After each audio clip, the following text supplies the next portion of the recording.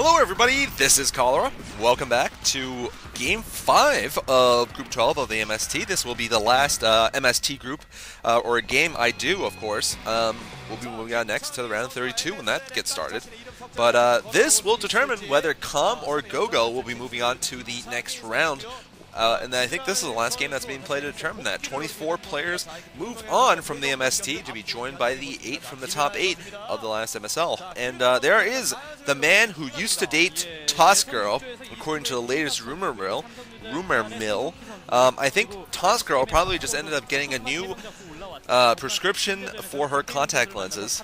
We're going to see how Com does. I mean, I don't know when he broke up with Toss Girl. We probably get this information years later than it happened. So all those jokes they made probably happened when Toss Girl still had bad prescriptions, which lasted over a year. And I think Com probably did a good Bisou impression with his voice or something like, "Hey, I'm Bisou. Hey, my face doesn't change." That girl's nice legs, once again. Those are the Gogo fans! Alright, you can tell. Gogo is going to be facing off against Com, a Terran versus Zerg. This is actually quite exciting. I think this is a good test of these two mid-range pro gamers. Definitely, both of them, of course, want to advance their careers, and the best way of doing that is to kick some butt in the Start League. So we'll see which one gets to advance a little bit further here in this game. Now, let's note that Com did manage to beat Gogo in the first game they played in this group, so this is a rematch, and I gotta say, Com is the favorite here. Looking at the stats, they're both 50-50, exactly 50-50, in terms of 50% each in terms of TVZ and ZVT statistics, but I would say Com is more experienced. He's played more games total. He's also, I mean, at some point, yes, he did manage to date Toss Girl. That makes him much more baller than Gogo, who might end up dating one of those girls with a cardboard cutout on her face, but they're probably schizophrenic, so, that doesn't say anything. But Com, meanwhile, actually, no, Com is actually, he's not even that bad-looking guy. He's got the kind of, intense, kind of, I fly a propeller plane kind of look. I don't know if it's just me, I don't know who I'm thinking of, but his glasses make him look kind of like a 1940s fighter pilot, or like a crazy rocket plane pilot, or something like that. So we're gonna see. Com definitely with the superior glasses, though, I gotta say.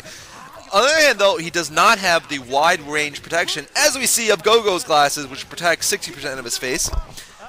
He also has the ability to make his mouth incredibly small, which shrinks it further so that he has even more defensive capability against all sorts of paper airplanes, spitballs, and pies, in case that is ever in the air, or Frozian's champagne bursts, if he is ever to win a Star League and somehow have the misfortune of having Frozian on his team. Anyway, we're going to be watching Game 5 here. That was a long intro. Hope you guys enjoyed it. Destination, Game 5. There is the man Gogo on the bottom, and Com, of course, is going to be the Zerg on the top. So let's see what flavor of mech Gogo goes for in this matchup. This should be interesting to watch. I think Com actually, honestly, he does have a decent Zerg style. I don't think it stands out in any way in particular, but it is one of those, decent-ish Zerg styles that, has potential.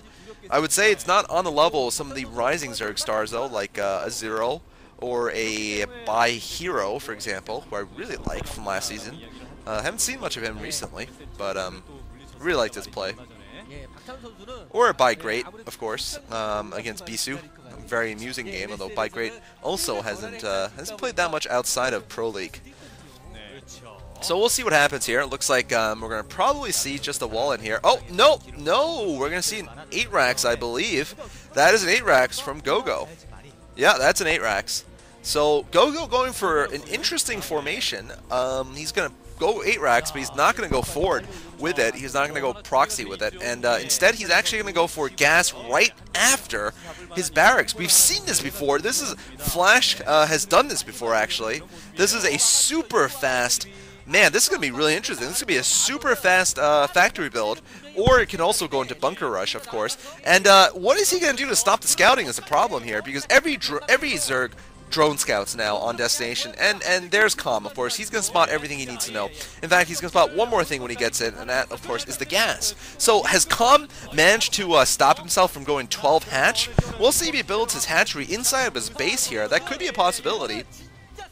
Or I guess he could go 12 pool and just feel secure enough to build it. But no, actually, yes, he is going to go for a spawning pool first. I believe that probably was something like a 12 pool or thereabout, because that's when he saw it. And oh, there's the factory going up. That's an interesting location. I like that location from Gogo. Gogo playing a little bit sneaky here. There's Calm looking intense. And we'll see if Calm goes for that location. It isn't the most hidden location in terms of, you know, being at a non-obvious location. That's kind of like one of the first places you would expect a proxy. So will Calm go and explore that is the question. And oh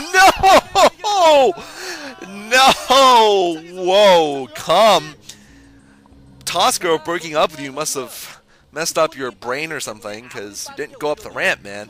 But he did make a smart move of putting his second hatchery on the ramp, like I said he might. That was probably a 12 pool into expansion, and it's in the base expansion. So I think the early vulture harass might not do much. On the other hand, it might do some damage, I guess, to the third hatchery when it does go up, if it does. And I gotta assume it's gonna go up. I don't think Calm will try to play a one-base strategy against a Terran. I mean, that's just silly, but who knows? I mean, that's a possibility. And now, check this out. Gogo is going to be trying to mine out the back over there. And oh, that's actually very smart. He's going to try to get Calm to move all of his lings to kill off that SCV, and then his Vulture would have been able to get in. But instead, it looks like Calm is going to remain up there. However, until he gets a sunken colony or speed or something, he's not going to do anything there with his lings. They're just going to be able to delay here. So we're seeing a Hydralisk den, actually. This is really interesting. So by going for this 8 racks, it does seem like Gogo's putting up a lot of effective pressure on Calm here. Meanwhile, though, the first Hydra is out. And, oh, whoa, almost. Wow, almost. Calm almost let one of those vultures in, but it looks like the Lings and the Hydra take out one of the vultures. They might take out the second one. And actually, this could be bad for Calm now. I'm sorry, bad for Gogo now, because if Calm can just get up a couple of vultures to stand on the ramp, he might be able to just go straight up with his Hydras and just take out Gogo. And we know the weakness of the Terran mech build to a Hydra attack, as Flash poignantly showed to us, or almost showed to us in that game against Hyuk on this map, where he went for speed vultures against a 3-hatch Hydra build against Hyuk. I mean, literally, the spell of Hyuk was almost cast upon Flash, where Hyuk's everything he touches, including other players. And that would have been one of the most amazing Hyukings of all time. But that didn't happen, and we'll see what happens here with Gogo. Of course, Gogo might not do something so retarded as going speed next. I'm guessing the next thing he should do is probably put down some bunkers. This is really amazing. I can't believe Calm is playing one base here. He's really not going to have a second gas for the longest time here. And I think Gogo knows this. He's actually transitioning back to Medic Marine, it looks like. Actually, I think that's a very smart move, because if he can hold off this Mutalisk now, a Mutalisk attack, or possibly a Lurker attack, he doesn't know which it is, but whatever it is, it's not going to have a lot of gas behind it. So if he can hold off this tech, he is going to be able to pick up